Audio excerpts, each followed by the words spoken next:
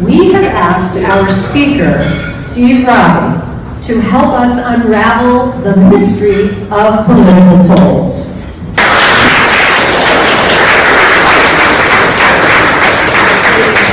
So it's great to be in Montgomery County. I want to give tribute as I begin to Keith Howler, who maybe some of you know and knew. The cone of uncertainty. This was just in the Washington Post in the drawing board on Saturday. Maybe some of you, or maybe yesterday, maybe some of you saw it. But what is it about these polls, right? So we are going to try to unravel some of that mystery. And the mystery of the clicker is one of the mysteries. There we go. So we'll see how that works. But anyway, so the Credentials of Opinion works. Thanks to Susan for giving a little rundown. I mean, we are working for the Baltimore Sun since 2007. We've been their pollster for a long time. And I've been through multiple ownership changes at the Baltimore Sun. And I still love them. You know, they're a great organization. And some of these others. And we really are focused on trying to figure out how humans make decisions. We are social science based. So we are thinking about decision making, we're thinking about the factors that drive decisions. After all, our vote is a decision, it's a behavior, it's something that we need to study in a social way. And so that's the way in which I approach polling, and I'm going to talk about that here today. So I'll give you a couple quick little snippets of work that we're doing. This is the EPA work for the Chesapeake Bay program. And there's a great website called ChesapeakeBehaviorChange.org, which belongs to the Bay program. We have conducted the research and helped develop this website for them. And it looks at stewardship behaviors across the Bay watershed. And what are people doing? What do we hope that they'll do? And how do we get people to perform behaviors that they're not performing today? It's a large sample size study, 6,500 interviews, including 1,700 right here in Maryland. So we have an ability to look very carefully at behavior down to the local level. My next example, so for the Recycling Partnership, which is a national NGO, which works with industry and local recycling programs to make recycling work better at the local level. We have developed a confidence index where we're looking at how people feel about recycling and whether they are going to behave the more confident they feel. And the answer is yes. And so I think there are some issues with recycling confidence today. Do we really believe that the things we put in the recycling cart are going to end up getting made into something new and something useful? Question mark. You know, so that's one of those things. You could think it's a very short step from here to voting behavior and people's confidence in our system of voting. And part of what's so important about your work and about the times that we live in is that issue of confidence. Confidence in our system, confidence in our voting, and whether it's going to be representative. And so it's something that I share with you, that sense that this is very important for us all to be working on. In Howard County right now, we're in the field doing a health assessment. I showed you these examples because survey research is not just about political horse race polls. The same methodologies that pollsters are using to try to handicap a race are being used for extremely important public health decisions and other societal decisions. And so our public's confidence in polling and in surveys is very important to maintain as well. And those of us that are practitioners of the art of polling need to be ethical and to try to get people to feel good about what we're doing, for sure. So this is one of I put this one up here because this was our greatest success, you know. In 2010, when O'Malley was running against Ehrlich, and we came out in mid to late October with a 14-point lead for O'Malley, and it was nerve-wracking because that was way beyond what conventional wisdom thought was the case, but he ended up winning by exactly 14, which was nice, although I was probably, truthfully, a little ahead of the curve. We probably did overpredict, and he was moving in that direction, but sometimes it goes well. There's another example of where it went well. Anne Arundel County, so for the Baltimore Sun Media Group, they also own the Annapolis Capital Gazette. And so we worked for them last year in the county executive race, and we called it by 8 points, and Stuart Pittman won by exactly 8 points, so I felt good about that one too. And my friend Chris Trumbauer, who works for Stuart, said, you should tell everybody about this. So that's why I'm telling you. But then there's this, so here we are trying to predict the Angela Alsobrooks-David Trone race back in the winter, spring. So we are there, the second one down, April 7th through 12th. The ultimate election, as you might remember, was May 14th.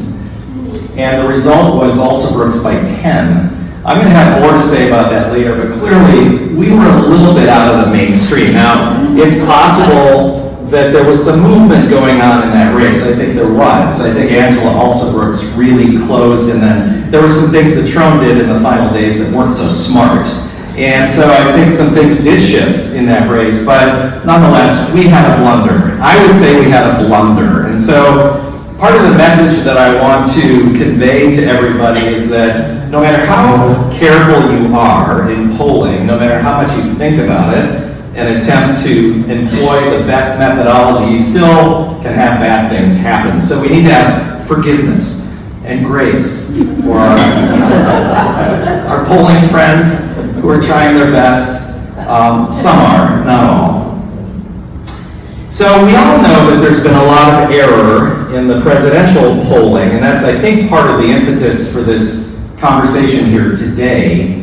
This is a Pew Research Center graphic, and you'll see a number of things today from Pew. I really think that they do a magnificent job of looking academically at everybody's polling, including their own. One of the truths about the polling profession is that we are very critical of ourselves and each other. It's a hard, it's like being an artist and going through art school and being subjected to criticism, as a young artist. It's sort of like that when you're a pollster. I mean, imagine, you do something like that Trone Alsobrooks poll, and then election day comes and everybody can see just how wrong you were. So, presidential polling going back to 1936, which is on the left, that's when George Gallup was out there in the field with interviewers going door to door, and that's how the profession began. And it was heavily tilted in those days. I mean, those early polls skewed towards the Republicans, which is what the red bars mean. And then you can see there's a lot of variance going through the years and how accurate the presidential polling has been. We're obsessed with the fact that in 2016, things didn't go so well for pollsters. But historically speaking, the error was not that big, and it was even bigger in 2020, but it's, by historical standards, not as big as it could have been. So I'm trying to make myself feel better, but I think that it is true, there's always error in polling, but what is important to do when there's error is to think about why it occurred, of course. Just use the down arrow, Next slide. yes, let's go to the next one, and I'll just say that, and then that might make it easier. So I'm going to touch on a couple of major issues here today, and just keep in mind, my job is to ask questions, not answer them. So I am going to provoke some thoughts in you and some conversation in this room, I hope, and I will answer questions. But I am not here to make predictions today. I'm not here to tell you just how it is. I am here instead to try to give you what I see in the literature right now and what's going on in the polling. So let's start with methods. So next slide. The first thing to talk about is telephones. So this is no surprise. We're all very familiar with this phenomenon. When I began working for Keith back in the mid-'80s, I actually worked for him in 1986. And he had an office in Bethesda, and he had a little call center in there. And I had another job, and I would come up at night, and I would be his night call center supervisor. And we literally took the Montgomery County phone book, and we would draw a line after every 20th name, and we would do a randomization that way, and our callers would work from the phone book, and they would ring people's landline phones in 1986, and we got people to answer them. And it was pretty accurate, too, and that's not like that today. So here's Pew's number. This goes up to 2018, but they're showing the telephone response rate declining steadily from 36% in 1997 down to 6% in 2018. So today it's about 1%. So it is common in political polling that if you're going to get 1,000 completes, you're going to start with 100,000 voters. So what do you think about that? What about the other 99,000 who are not answering their phones? And do we suspect that there could be any differences? So the first thing I want to say to us is that when you see a methodology statement where the pollster has relied entirely on the telephone, that's the first thing that you should question. So let's start with that. Okay, let's go to the next slide.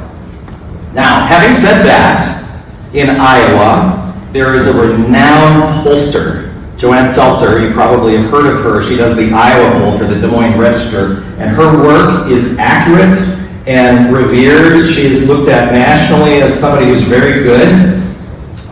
She's just released a poll through the Register which shows Trump only 4 points ahead of Harris in Iowa. It's a surprise.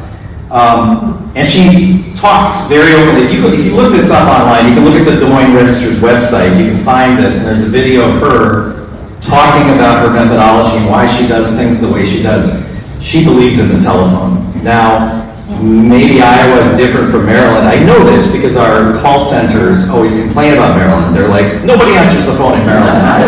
We are worse than other states in that regard, if that's possible. And in Iowa, maybe they're still answering the phone to a greater degree. But I still question this, and I'll be curious to see how close she is on election day. But she's great. She's very careful and good. So here's one advocate for the phone, something to think about. Okay, let's go to the next slide.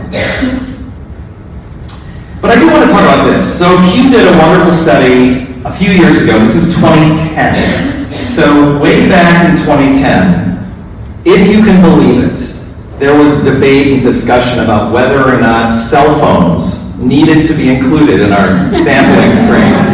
Because there were still so many landlines out there that there was actually a debate in the profession. Do we need wireless? And when I'd go into meetings, I'd be asked, are you going to include cell phones? You know, so what Pew did, and I love this, they looked at 11 polls, their own polls, and they looked at polls that they had done both landline and cell, a blended methodology, and then they took the cell out and reweighted the landline sample so the demographics and the socioeconomics and the political was exactly the same as the blended.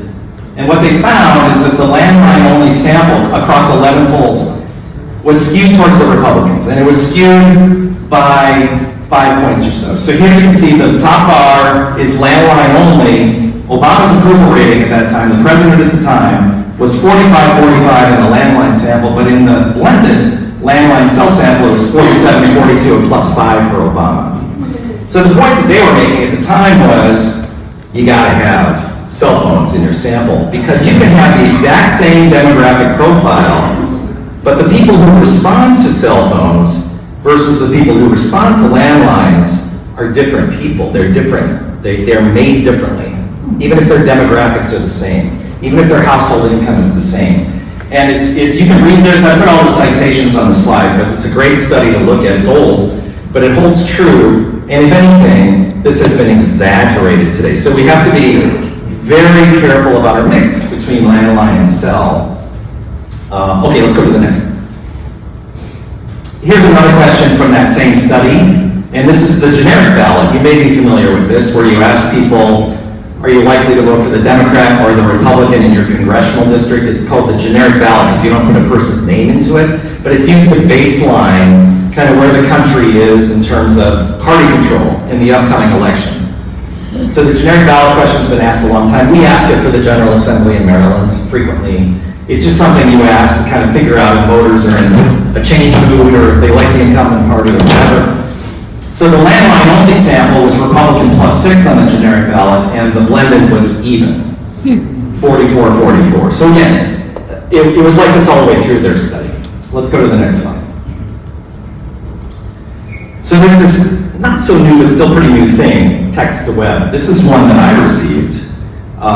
Has anybody in the room gotten any of these invitations on your cell phone? A text message saying, click on this link and take our poll. Has anybody done it?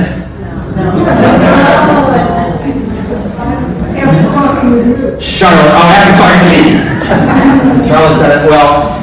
So the response, this is much less expensive than actually calling people on the phone. There are federal laws which dictate how you can send out text messages, so you can't run afoul of that, but it's much less expensive, but its response rate is still only 1 to 3%. In fact, on our Sun poll, the Trone-Alsobrooks one that I showed you earlier, the portion of our sample that was text to web, we got a 3% response rate, and the guys at the call center were like, wow, that is really great, what a great response rate, 3%. But what I noticed about the respondents and what I've been looking at in other people's polls is there's evidence that they are more motivated about the election and more partisan.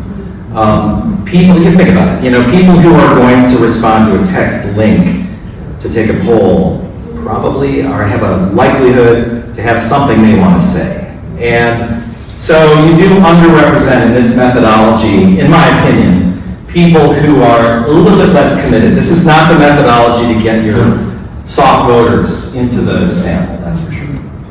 Let's go to the next. Then there's online sampling, which we should talk about, and there's really two varieties of this today to think about.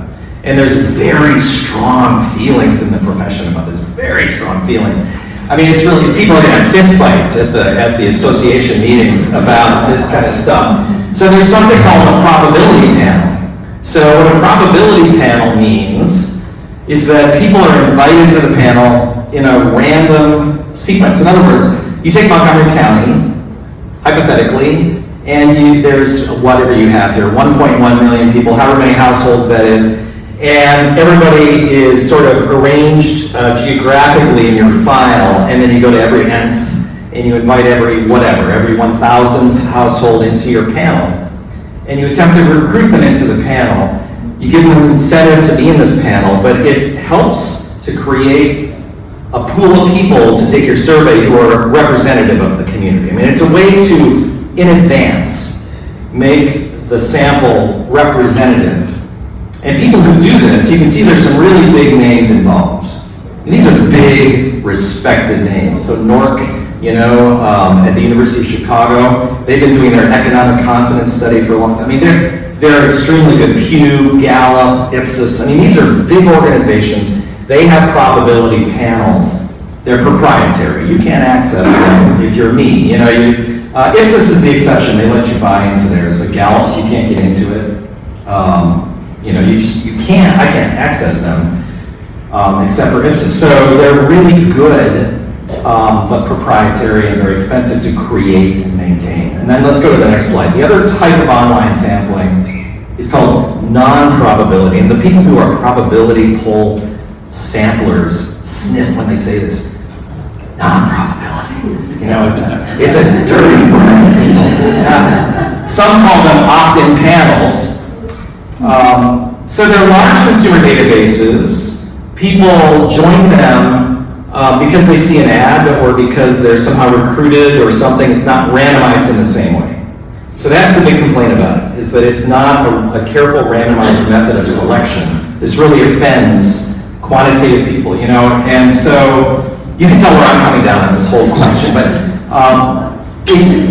what's remarkably good about this method is that the people that were long excluded from traditional polling, and I'm talking about younger people, lower income people, people of color, people whose first language is not English. There's a variety of groups in our society that have been underheard, underrepresented in polling for many, many years. This method welcomes them in. This is a method that is much more small d democratic. And if you use it carefully, and that's a very important caveat, you can do a really good job with it. It should never be your only method, but it could be part of your method. And it really does give you a share of the electorate that maybe some others are missing. So it's something to think about. It's accessible. We subscribe to a dashboard that gives us access to about 60 of these panels so we can blend them. So it's very interesting. Let's go to the next. So if you looked at these probability versus non-probability or opt-in samples, they made a careful academic determination that I do not dispute, that the probability panels are more accurate on many things. And so what they did is they looked at 24 different questions, that can be validated against publicly available databases that the US government maintains. So these are things around health or labor issues or housing or other things. And the probability panels did a better job than the non-probability panels by a pretty good margin, and also among some of the groups that I just talked about. But the exception that they make note of in the Pew article is voting. It's very interesting. And the probability panels over-represent likelihood to vote by about 9 percentage points. It's a very big factor. So there are people using probability samples in their election polls, and that's okay, but they need to correct for that factor, because what Pew thinks is happening, including in their own, is that people that are more civically engaged are more likely to get recruited into these probability panels, whereas the non-probability panels, where you just kind of join a panel, you just see an advertisement or whatever, those are much more open and welcoming, and that there's not that bias towards civic engagement. So that's something interesting to think about. I'm giving you a lot to think about. Okay, let's go to the next slide. What am I saying? I said you're saying civic, not cynic. Oh yeah, right. Civic. Thank you. So another Pew graphic, and this is them looking at since 2000. Those different colors. We know it's not important what they are, except I'll tell you that the dark blue on the bottom is live phone random digit dial. That's the really authentic kind of old way to do polling. It's drop way off, and the darker orange near the top is online opt-in. So that's the method I was just talking about. That's growing a lot. So the message of this graphic is, number one, there's a profusion of pollsters. The reason that the mountain is growing is because there's about twice as many organizations doing national political polling today as in 2020. There's a lot of good organizations, and then there's others that aren't doing such a careful job nationally. There's a great diversification of methodology. Everybody's experimenting and trying out new stuff, and there's definitely mixed success, right? So we're in this interesting time in polling where there's a lot changing. So let's all keep that in mind as we look at polls. And this is just an add-on to that last slide. This is, the light blue is pollsters working nationally who are using only one method. And then as you go up towards today, you can see that it's darker and darker blue. And we are in that category where we almost never do a poll of any kind that's got just one method in it. You're blending together maybe some phone with maybe some text to web, maybe with an opt-in panel, so that you can try to get different segments of the public involved in your study. And so you have to blend those together carefully. Sometimes we use 4 methods, as we're doing in Howard County right now. So multiple methods are being used. Okay, next. This is the Washington Post when they released a poll the other day that you may have seen, looking at Angela Alsop-Brooks versus Larry Hogan, and they have the margin of 11 percentage points, which they admit is a little bigger than a lot of people think it is, but who knows? They may be right. They may well be right, but their methodology statement indicates that it's phone only with a fair amount of landline, and it's 16%. That feels too much to me. And text to web, quite a bit of text to web. So, question mark. All I'm saying to you is always look for the methodology statement. Anytime you read any sort of polling, the Post has started doing this, and they put it at the end of the article. So if you see a polling article in the Post, just go to the last paragraph, and that should tell you how they conducted it. So, issue 2, and if I want to follow up the time, whoever's timekeeping, let me know. Accurately reflecting the electorate. This is going to start to pick up, bless you. It's going to pick up speed because that methodological section was the toughest, thorniest, wonkiest part. This is going to get more fun as we go. So, accurately, in italics, reflecting the electorate. So let's go to the next slide. One note, we talked about this at our table at lunch.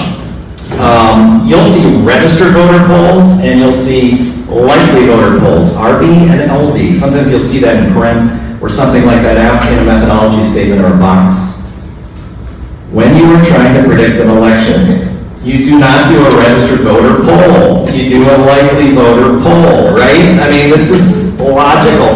You will nonetheless see registered voter polls on the presidential preference, especially earlier in the election year. Like, you can think back to last February or March or something. There were still a lot of registered voter polls comparing Biden and Trump.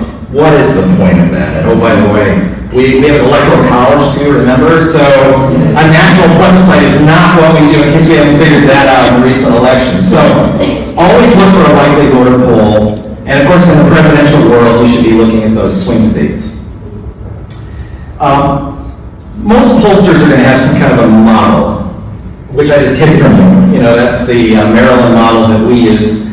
But it's based on a couple of things here. So expected turnout in the current year based on past patterns of turnout. I mean, you look back at recent elections and try to figure out what you think is going to happen this time based on whatever you know. And of course, the Board of Elections is able to tell us a fair amount.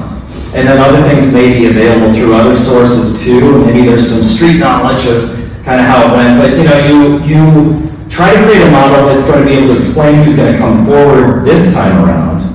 And you extrapolate from past to present as best you can based on data.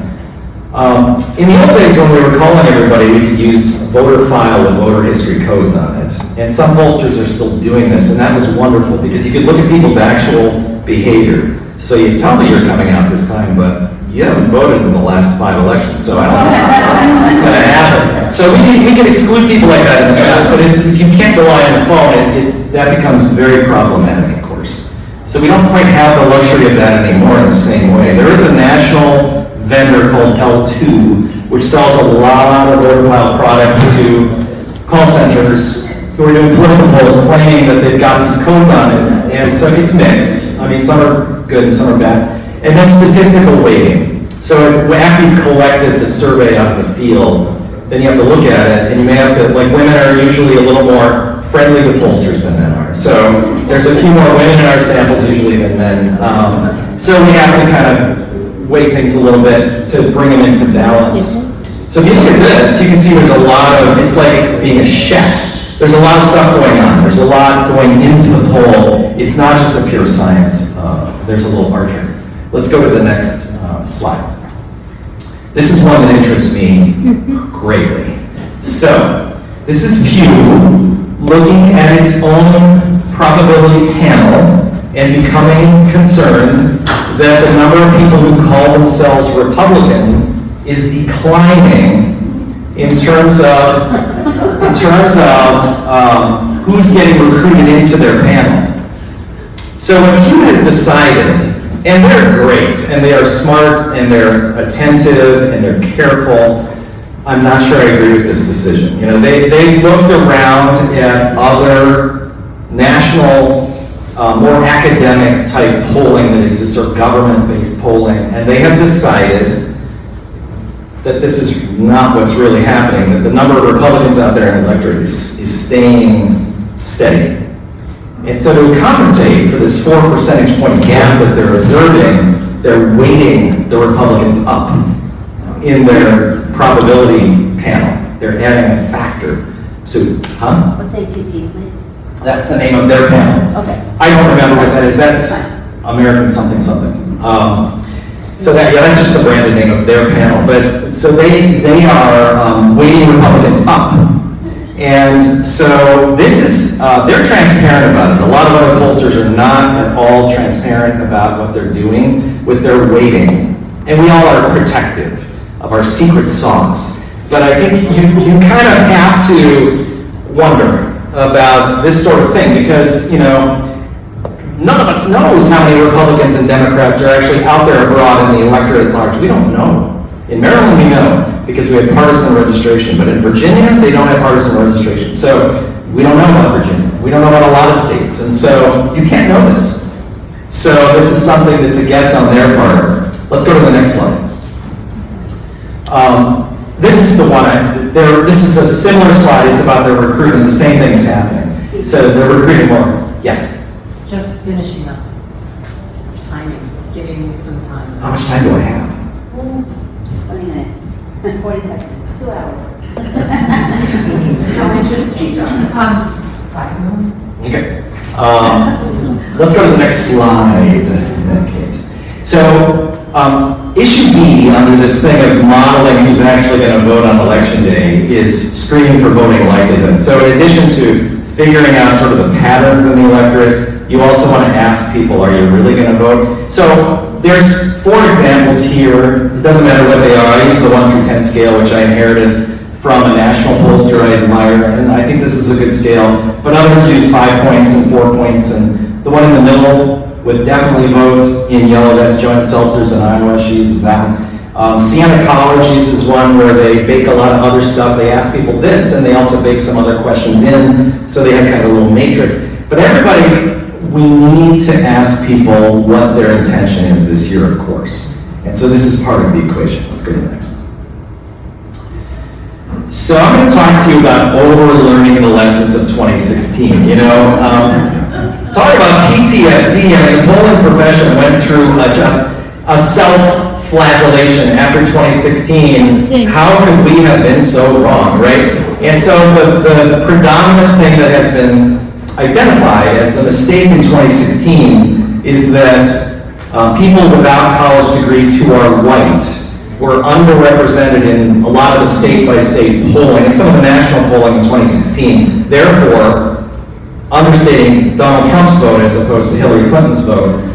Consequently, pollsters have fixed that, and boy, have they fixed it. So it's a question mark in my mind. In 2024, are we still maybe overemphasizing how many non-college educated whites are going to come out? I don't know. I mean, this is to be seen, but we've definitely learned this lesson very well, and it's an example of how pollsters try to fix things and then maybe create ongoing future problems. Who knows?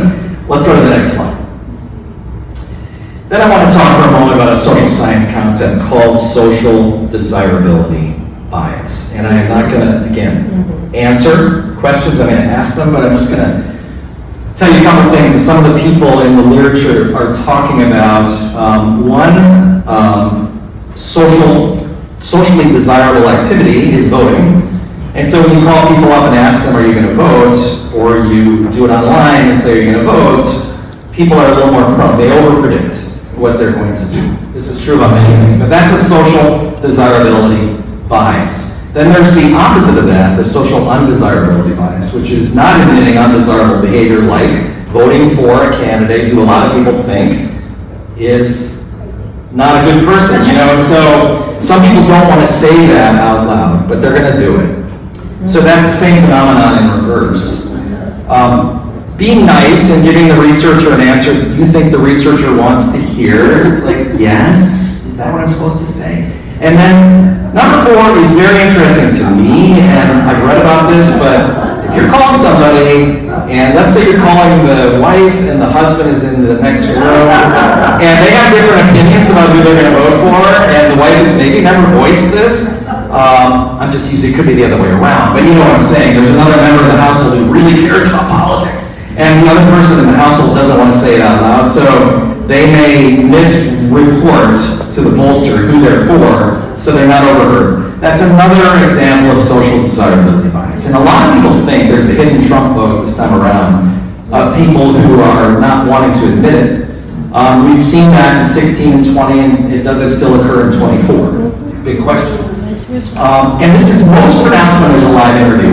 Health studies have learned that if you interview people online, they're more truthful about sensitive topics than when you ask them face-to-face or over the telephone.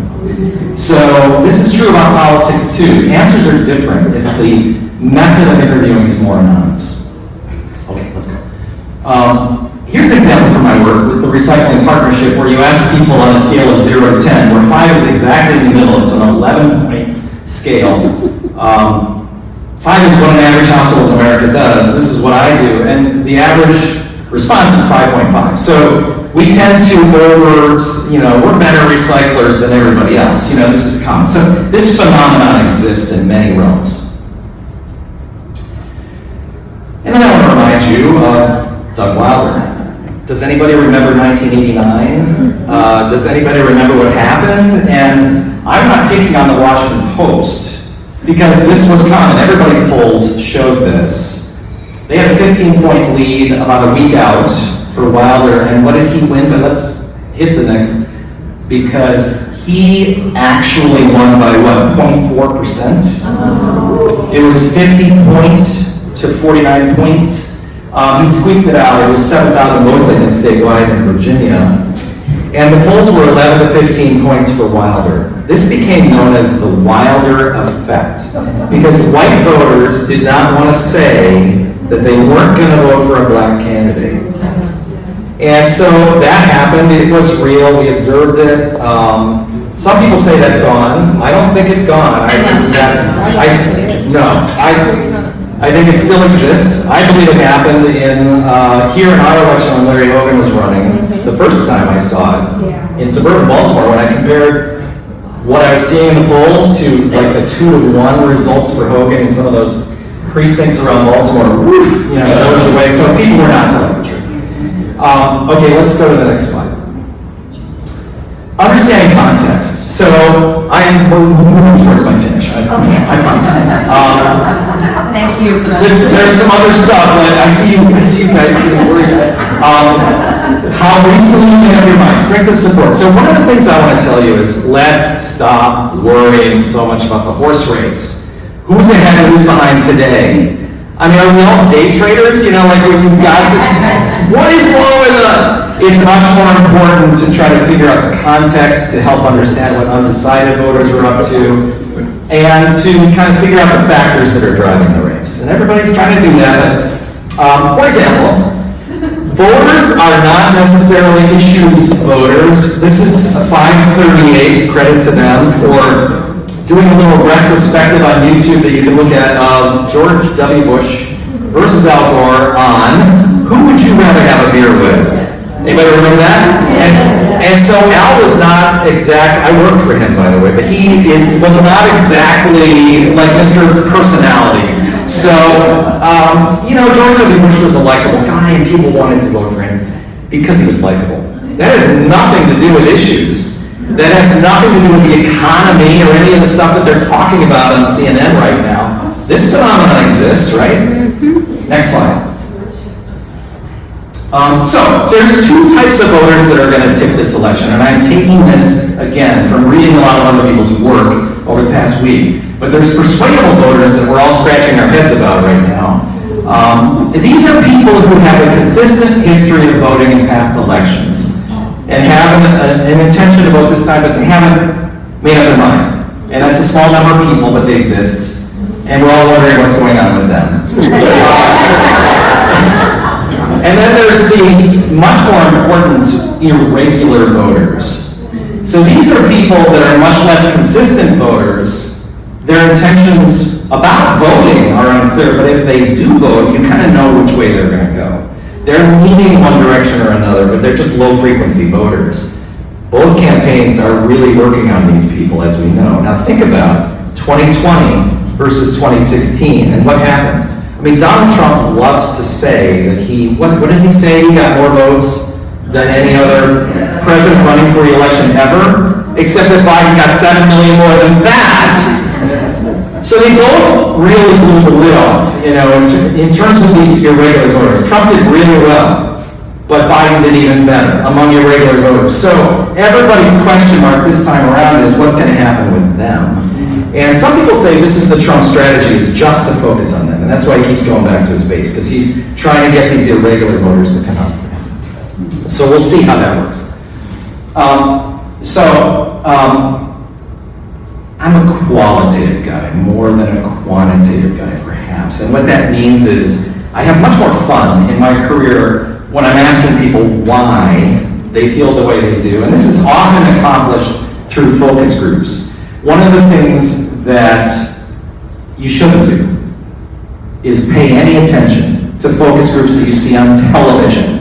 This is Frank Luntz, talented guy, holding a focus group on Zoom, on TV, with 16, 20 people, whatever that is, 20 people. And oh, by the way, all chosen to disagree with each other, so it makes good TV. That's not the way to learn anything. When John King, God bless him, he's a very talented guy, has his on-set focus groups. People are intimidated. They're not talking about what they really think.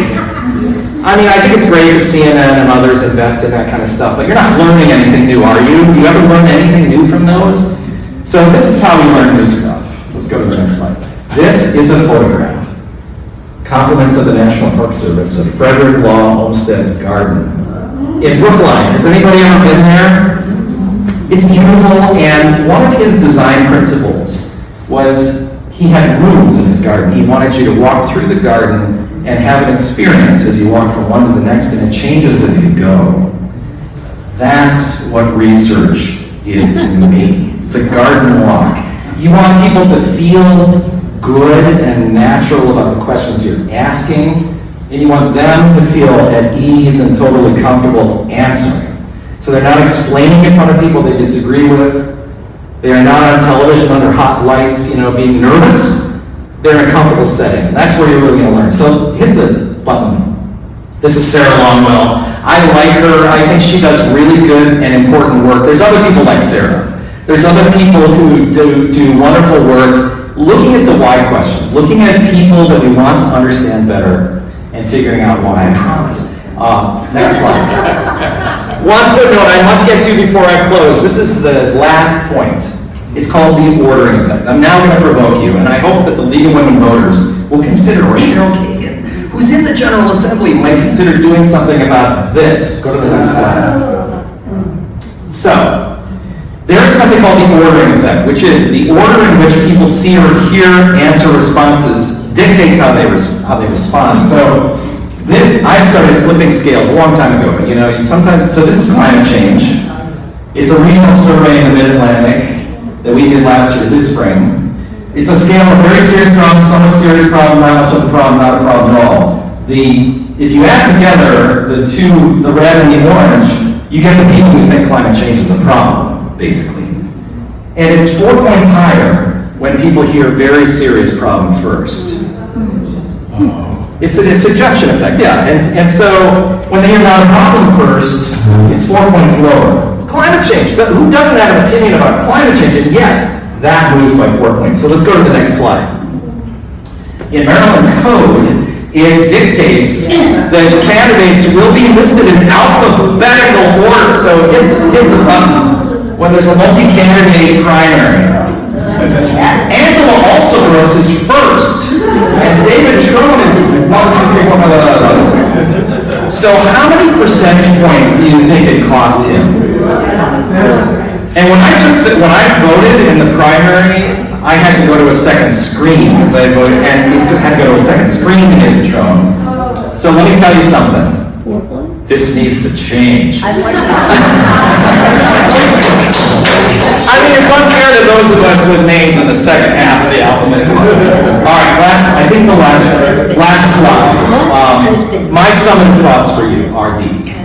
That all pollsters make mistakes, so please go easy on us. But most are really very thoughtful. There are definitely different stripes and different characters among us, but the phone-only polls are the ones that are extremely problematic today due to that tremendous non-response issue. Plus the social desirability bias that I talked about when you have to speak to a live person and speak out loud your responses. Other modes have their pluses and minuses too, so we're in this time of change with polling and innovation. Always look for the methodology box. If you don't find it, call the reporter or send them an email and say, how was this poll conducted? Let's train them to always write about how the poll was conducted. And by the way, not just the sample size. That's not the whole story, so we need to hear the rest of it.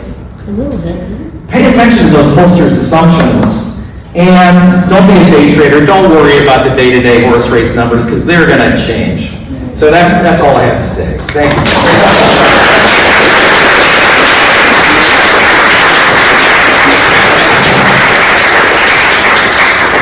I wonder if maybe you could take 1 or 2 questions. Of course. And question is question rather than statement. Statements, okay. Are you aware of anybody setting up some survey method in terms of immediate response to issues? Like, for instance, what's going on with the hurricane? Like, who do you have most confidence in terms of working on this? Or even some of the developments in the Middle East? Are you aware of any research? Instant response? Yeah. Yeah. So the panels that I spoke of are the best way to do that. And actually those probability panels where they've got a pool of people that are kind of waiting, they're sitting and waiting. That is a great way to do exactly what you're talking about, is to get instant response. And sometimes, like with debate, you see snap polls after a debate. They've warned the people in advance, we're going to contact you, so please watch the debate and be ready, kind of a thing. So you can, now that introduces its own biases, by the way, but you can do stuff like that to make it possible too. Did you have a question? Oh, very quickly. Do you think local polls can actually influence elections? Of course. Yes, of course they can. So if we say that a candidate's way ahead, the saw that I'm on right now is I'm so interested in the idea that everybody has to say that the election is so close. And I think from a social science perspective, when you keep telling the public that the election is so close, I understand why we're doing that. I understand a lot of the polls support that idea in a way, but that reinforces this idea and girds everybody. So, there's nobody who has the courage to say, we're going to run away with this thing, or that is a social science. That would take courage, but that would actually create momentum. It would be interesting to watch. I would like to see more candidates try to do that.